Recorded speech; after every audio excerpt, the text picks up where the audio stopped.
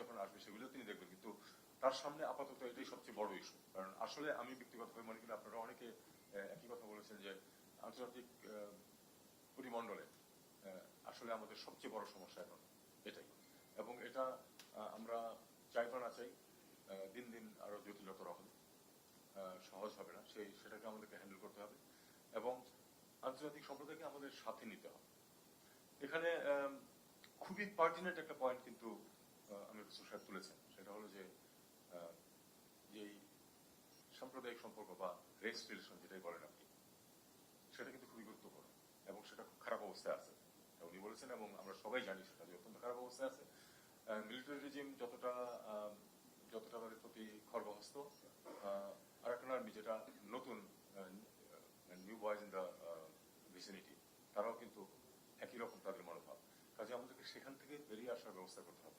এখানে আমার একটা নিজস্ব থিওরি আছে যে এটা শুধু কথায় হবে না, আলোচনা করলেন, নেগোশিয়েট করলেন, আর তাদেরকে বোঝানোর চেষ্টা করলেন। আমি ব্যক্তিগতভাবে মনে করি যে অবশ্যই নেগোশিয়েট করতে হবে, কিন্তু পাশাপাশি যদি তারা না আসে নেগোশিয়েটেড সেটেলমেন্টে, তাহলে তাদের যে ক্ষতি হবে সেটারও নিশ্চয়তা থাকতে হবে। There has to be a guarantee that they have interest in a peace agreement. Unless they feel like that, they will not come to it. কাজেই আমাদেরকে এমন একটা সিচুয়েশনে আসতে হবে আন্তর্জাতিক সম্প্রদায়ের সাথে নিয়ে, যে if they do not come to a negotiated settlement, it's going to hurt them. সেটা যদি না হয়, শুধু মুখের কথা এবং অনুরোধে উপরোধে কাজ হবে। এমনকি অর্থনীতি খুব গুরুত্বপূর্ণ। কিছু বিষয় আছে যখন মানুষ অর্থনীতিকে ইগনোর করেও তাদের সবিনিয়োগ বজায় রাখে, তারাও করতে পারে। তো সেটা যদি তারা করতে না পারে, তাদের জন্য লাভজনক মনে করতে হবে যে এই সমস্যাটাকে শেষ করাটা তাদের জন্য লাভজনক, এরকম একটা বাতাবরণ আমাদের সৃষ্টি করতে হবে। আরাকান আর্মি এবং ন্যাশনাল ইউনিটি গভর্নমেন্ট যখন আসলো, তারা কিন্তু প্রথমবারের মতো রোহিঙ্গাদেরকে রোহিঙ্গা বলে সম্বোধন করেছে।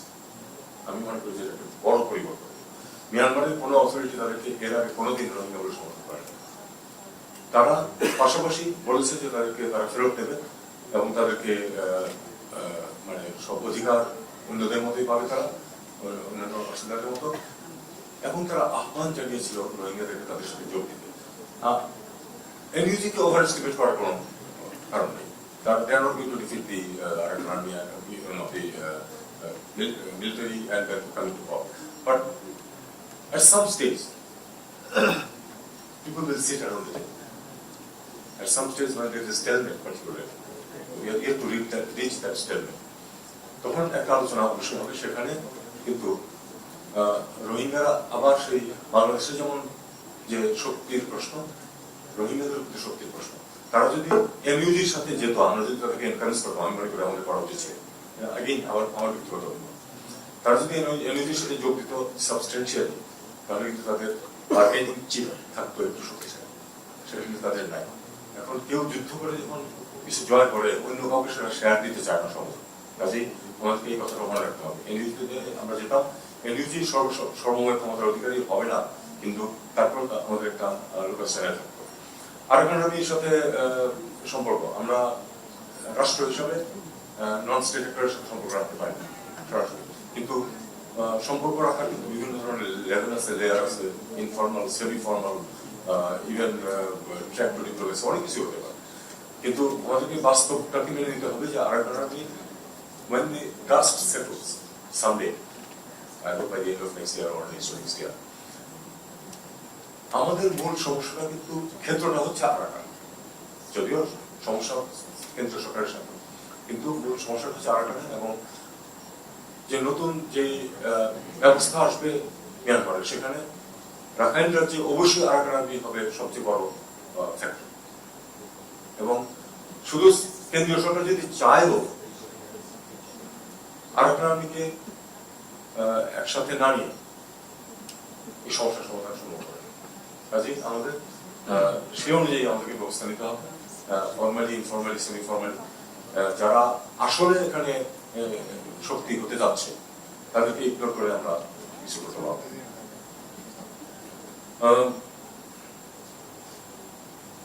আরেকটি প্রসঙ্গে আমি আমার লেখাতেও কখনো কখনো বলেছি যে রোহিঙ্গা নেতৃত্ব গড়ে উঠতে দেওয়া উচিত ছিল, আমরা খেয়াল করি, কিন্তু প্রকৃতিতে তো কোনো ব্যাপন থাকে না। যেহেতু আমরা একটা সুস্থ নেতৃত্ব গড়ে তোলার চেষ্টা করি, যেটা আমরা করতে পারতাম, আমরা ইনভলভ হতাম তাদের সাথে, এমনকি যে একটু নেতৃত্ব গড়ে উঠেছিল তাকেও আমরা সিকিউরিটি দিতে পারি। তো এখন এটা যদি আমরা করতাম তাহলে কিন্তু তাদের সাথে আমাদের ইন্টারাকশনটা অনেক ভালো হতো, আমরা অনেক বিষয়ে সহজে একমত হতে পারতাম। সেটা যখন আমরা করিনি তখন কিন্তু বিকল্প নেতৃত্ব গড়ে উঠেছে প্রধানত ক্রিমিনাল এবং এই ক্যাম্পগুলো এবং তার আশেপাশের আমাদের দেশীয় ক্রিমিনালরা তাদের সাথে নেক্সাস গড়ে উঠেছে এবং এখানে কিন্তু অপরাধী কার্যক্রম চলছে। তো এটা যদি আমরা করতাম, একটা সত্যিকার নেতৃত্ব যারা ভিতরে নিয়ন্ত্রণ করতো, তাহলে আমাদের জন্য ভালো হতো। এই ভুল আমরা করেছি।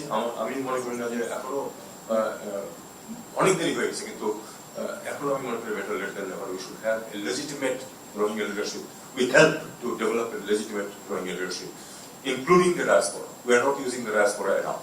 I think we should use the Rohingya diaspora also. তারা অনেক দেশে আছে এবং তারা অবশ্যই সমস্যার সমাধান চায়। তো মিনিমাম ডেটারেন্সের প্রশ্ন অনেকেই তুলছেন, আমি এটা সবসময় বলে আসছি যে আমাদের একটা মিনিমাম ডেটারেন্স থাকতে হবে। আমি যুদ্ধ করবো না, কিন্তু কেউ যেন আমার উপর যুদ্ধ চাপাতে না পারে সেটার জন্য কিন্তু আমার শক্তি থাকা প্রয়োজন। সুইজারল্যান্ড কোনোদিন যুদ্ধ করে, সুইজারল্যান্ডের সামরিক শক্তি কিন্তু খুব কম, এটা মনে রাখবে। তো আমার মনে এইটুকুই, এই প্রসঙ্গে আমি এইটুকুই বলি যে আমাদের আসলে মিনিমাম ডেটারেন্স করে তুলতে হবে, যেটা একসময় আমাদের ছিল, এখন নেই। এটা আমাদের অবশ্যই এদিকে নজর দিতে হবে। যে আন্তর্জাতিক সম্মেলন যেটা হতে যাচ্ছে আগামী বছর এই ইউএনএসসি এর অধীনে, আমি এটাকে যথেষ্ট গুরুত্ব দিই। এটা সমস্যার সমাধান করে ফেলতে তা না, কিন্তু আমাদের যে সবাইকে সাথে নিতে হবে ইন্টারন্যাশনাল কমিউনিটিকে। সবচেয়ে বড় সমস্যা যেটা সেটা হলো যে এই আপনার ক্রাইসিস ফ্যাটিগ কিন্তু আছে। আজকে একটা ক্রাইসিস আছে, যখন রোহিঙ্গাদেরকে বিতরণ করলো তখন কিন্তু সমস্ত পৃথিবীতে এটা ছিল মানে ভিজিবল সবচেয়ে বড় ক্রাইসিস চলতেছিল। সেটা কি এখন আছে? মোটেই। অন্তত পক্ষে তিনটা আরো সমস্যা আছে যেটা যার নিচে চাপা পড়ে গেছে এই বিষয়ে। কাজে এটাও আমাদেরকে মনে রাখতে হবে যে আমাদের কিন্তু আন্তর্জাতিক সম্প্রদায়কে অ্যালাউ করা যাবে না ভুলে যেতে যে রোহিঙ্গাদের সমস্যাটা আছে প্রতিটি ক্ষেত্রে। সেটা এমনকি রিলেভেন্ট হোক না হোক আমাদের এই ইস্যু তুলতে হবে।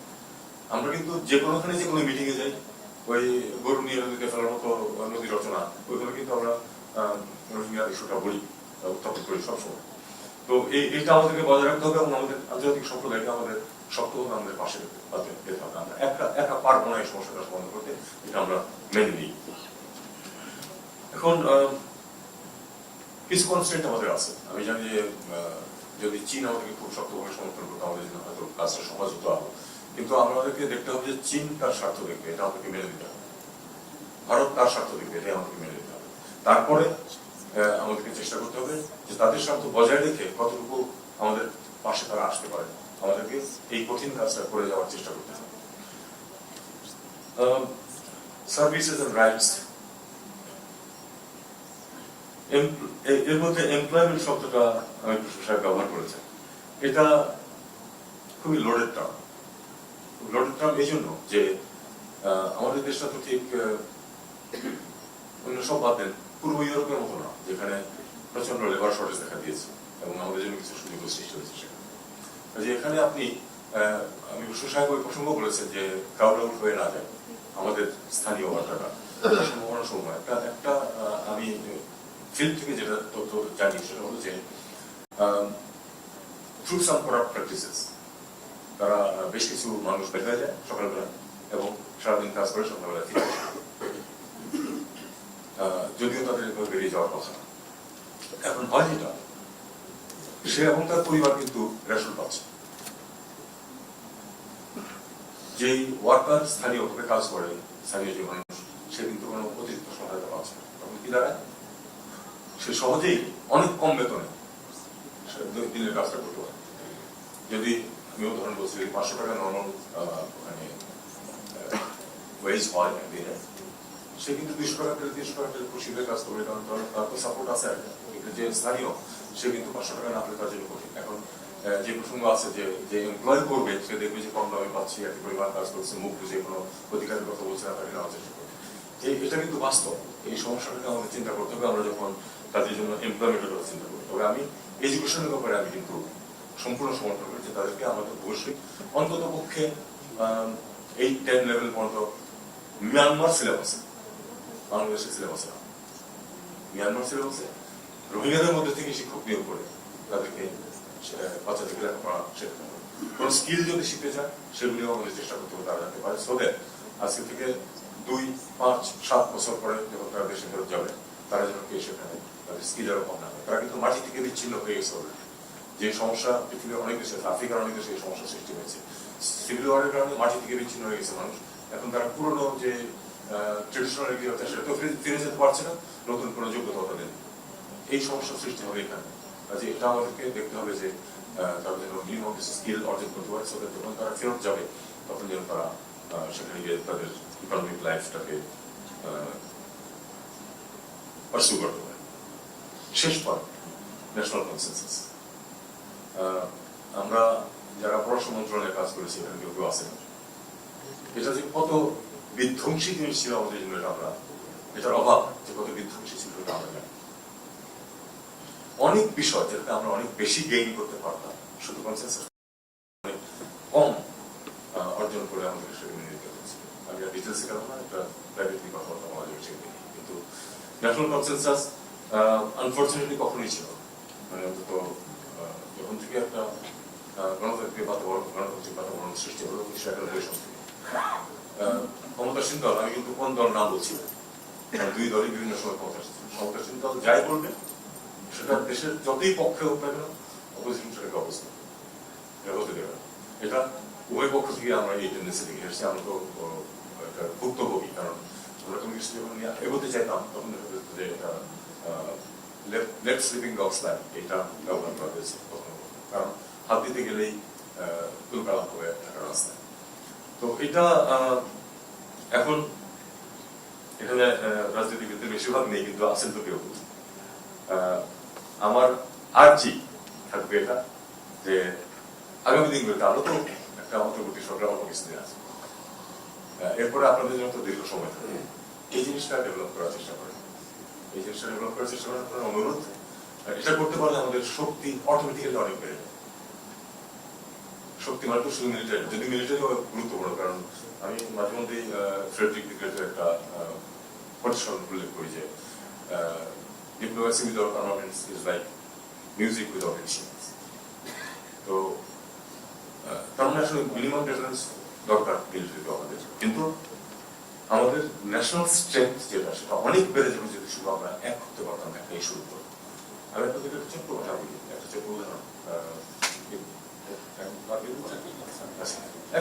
আমার একটা ছোট্ট অভিজ্ঞতা, বুদ্ধদেব ভট্টাচার্য তখন পশ্চিমবঙ্গের চিফ মিনিস্টার, আমি ওখানে উনি ইটালিতে গেলেন ওখানকার ইনভেস্টরদেরকে পশ্চিমবঙ্গে এসে ইনভেস্ট করার জন্য অনুরোধ করবে।